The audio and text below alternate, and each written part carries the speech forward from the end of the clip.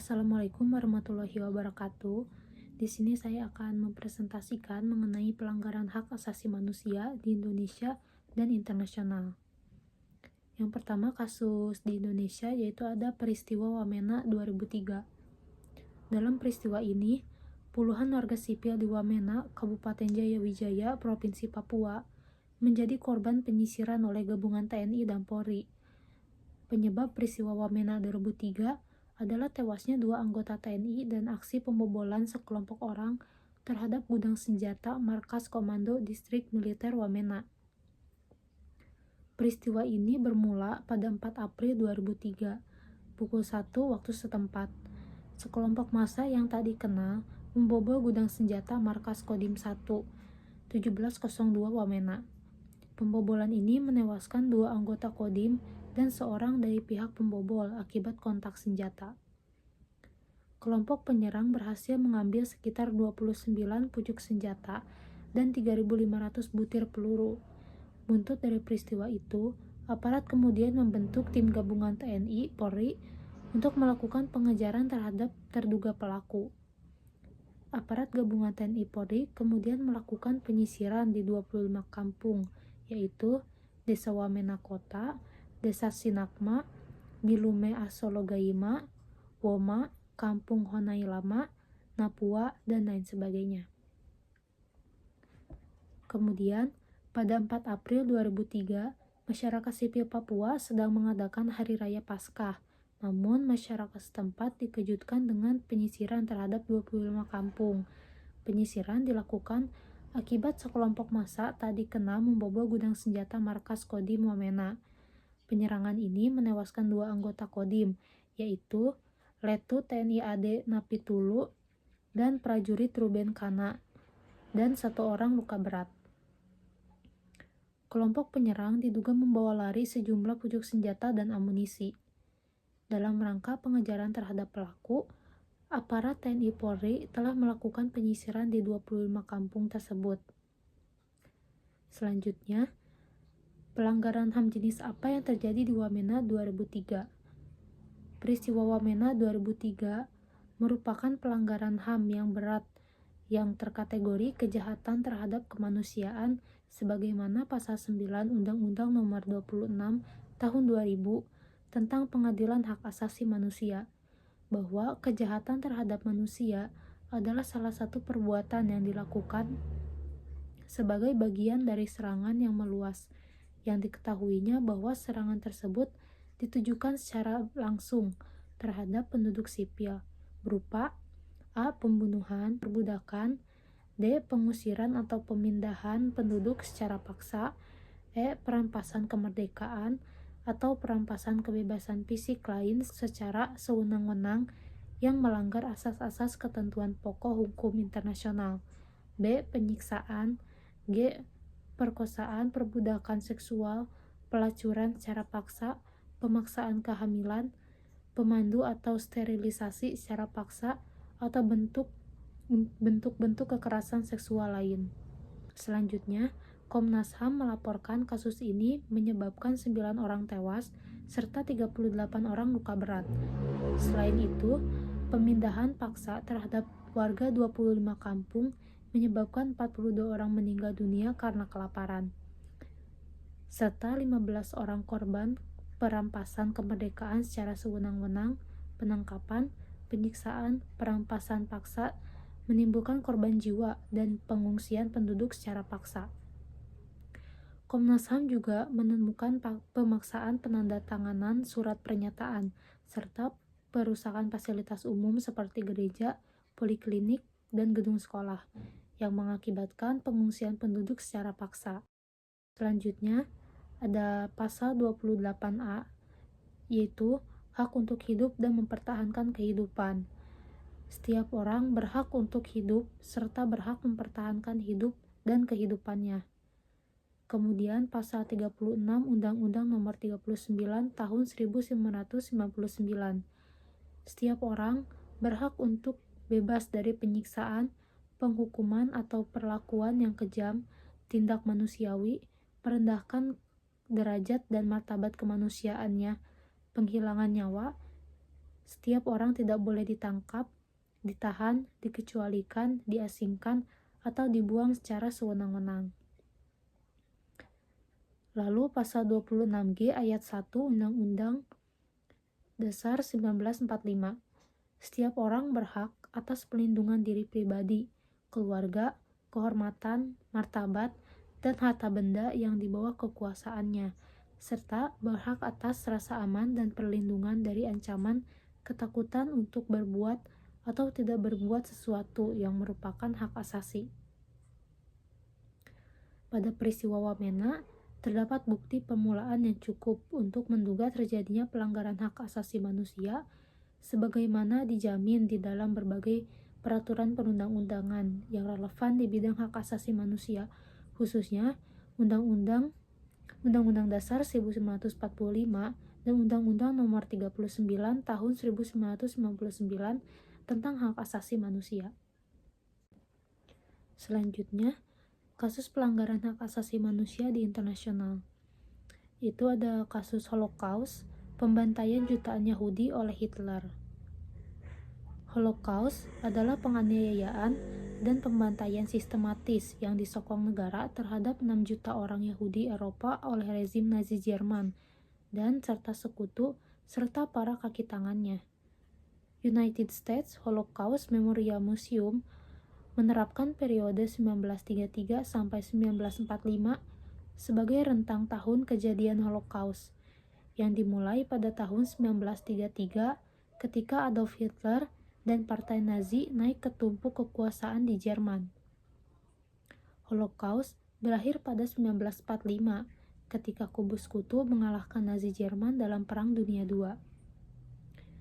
Partai Nazi merupakan gerakan politik antisemitisme ketika Nazi naik ke tumpuk kekuasaan di Jerman pada 1933. Mereka menggunakan pemerintah untuk menyasar dan menyingkirkan orang Yahudi dari masyarakat Jerman.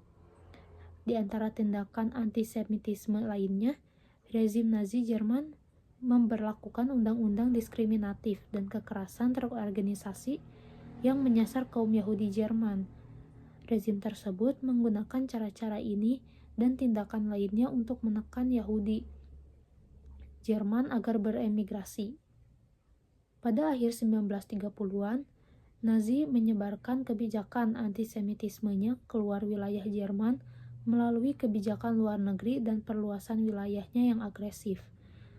Selama Perang Dunia II, Nazi Jerman semakin memperluas kekuasaannya atas Eropa dengan menaklukkan negara-negara lain, membentuk aliansi dengan pemerintah lain, dan menciptakan negara-negara boneka. Pada 1942, Nazi Jerman menguasai sebagian besar wilayah benua Eropa dan sebagian wilayah Afrika Utara. Selama Perang Dunia II, perlakuan para pemimpin Nazi terhadap 9 juta orang Yahudi Eropa kian radikal, dan penganiayaan pun berubah menjadi pembantaian massal.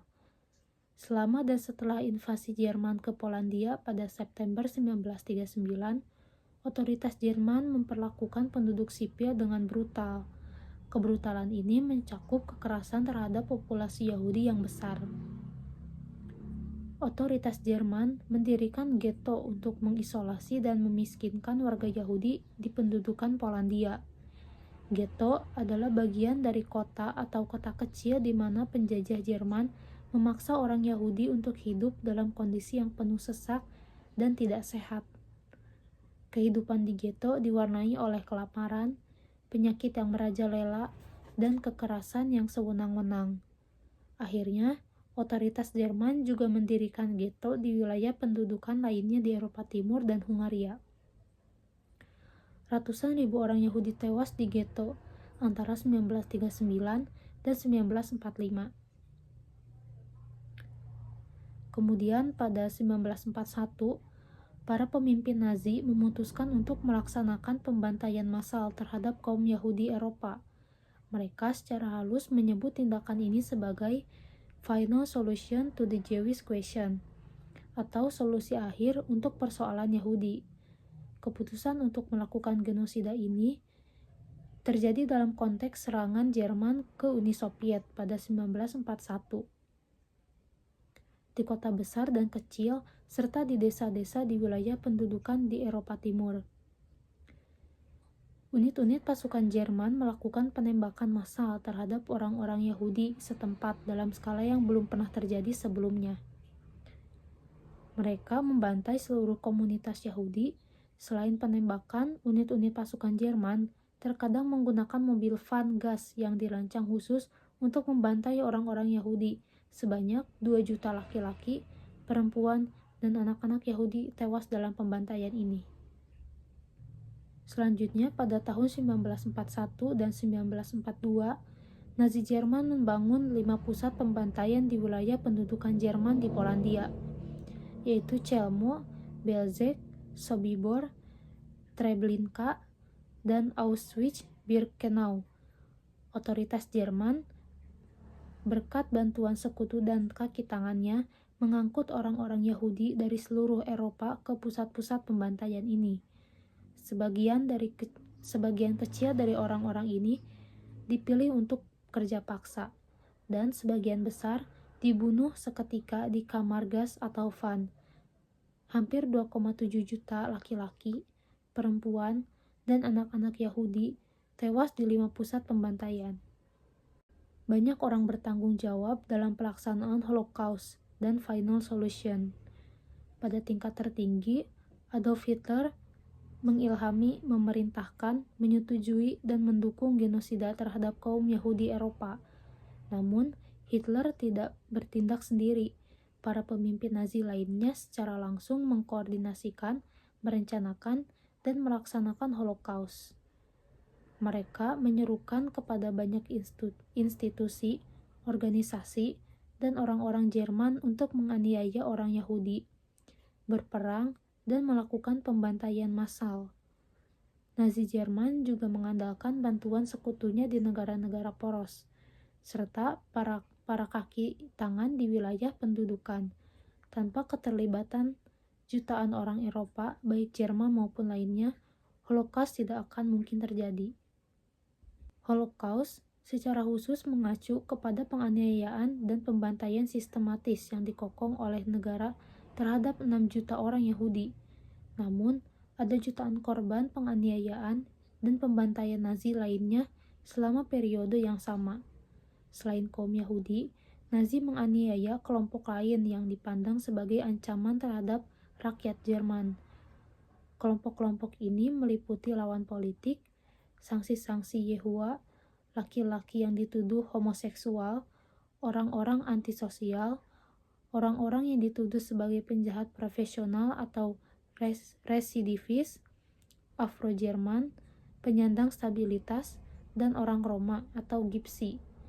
Selama Perang Dunia II, rezim Nazi melakukan pembantaian massal terhadap orang-orang yang mereka anggap sebagai musuh rasial, politik, atau ideologis. Kelompok tersebut mencakup penyandang disabilitas, orang Roma, Polandia, terutama kaum intelektual dan elit Polandia, pejabat Soviet, dan tawanan Perang Soviet. Perang Dunia II dan Holocaust berakhir di Eropa pada Mei 1945 ketika pasukan sekutu mengalahkan Nazi Jerman. Terlepas dari upaya rezim Nazi Jerman untuk membantai semua orang Yahudi Eropa, sejumlah orang Yahudi selamat dari Holocaust. Pada saat pasukan sekutu bergerak melintasi Eropa, dalam serangkaian serangan, mereka membebaskan orang-orang Yahudi dari kendali Nazi. Kelangsungan hidup mereka hanya mungkin terjadi karena keadaan luar biasa, pilihan individu, bantuan dari orang lain, baik Yahudi dan non-Yahudi, dan keberuntungan belaka. Setelah perang, banyak penyintas Holocaust yang masih terus menghadapi ancaman antisemitisme dan pengungsian dengan kekerasan saat mereka berusaha membangun kehidupan baru. Mereka yang tidak dapat atau tidak mau kembali ke rumah pra-perang, mereka terpaksa tinggal di kamp-kamp pengungsi. Di sana banyak yang harus menunggu bertahun-tahun sebelum mereka dapat bermigrasi dan mulai membangun kehidupan mereka kembali.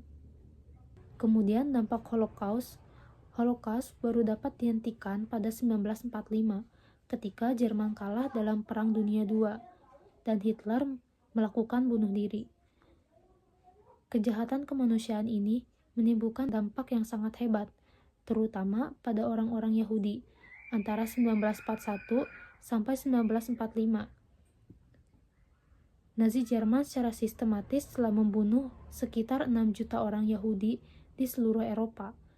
Jumlah korban tersebut adalah setara 2/3 populasi Yahudi di Eropa saat itu, di mana lebih dari 1 juta dari mereka yang tewas adalah anak-anak. Selain orang Yahudi, sekitar 5 juta orang lainnya juga menjadi target karena alasan rasial, politik, ideologi, dan orientasi seksual, sehingga total korban Holocaust diperkirakan mencapai 100 juta jiwa. Sementara itu, orang-orang yang selamat dari kamp pemusnahan merasa dapat kembali ke rumah karena telah kehilangan keluarga ataupun dikecam oleh tetangga non-Yahudi mereka. Akibatnya, pada akhir 1940-an, Eropa kebanjiran pengungsi dan tawanan perang. Hal itu memaksa pihak sekutu untuk menciptakan tanah air bagi orang-orang Yahudi yang selamat dari Holocaust, yang kemudian mengarah pada pembentukan Israel 1948. Sekian presentasi dari saya. Mohon maaf bila ada kesalahan kata. Wassalamualaikum warahmatullahi wabarakatuh.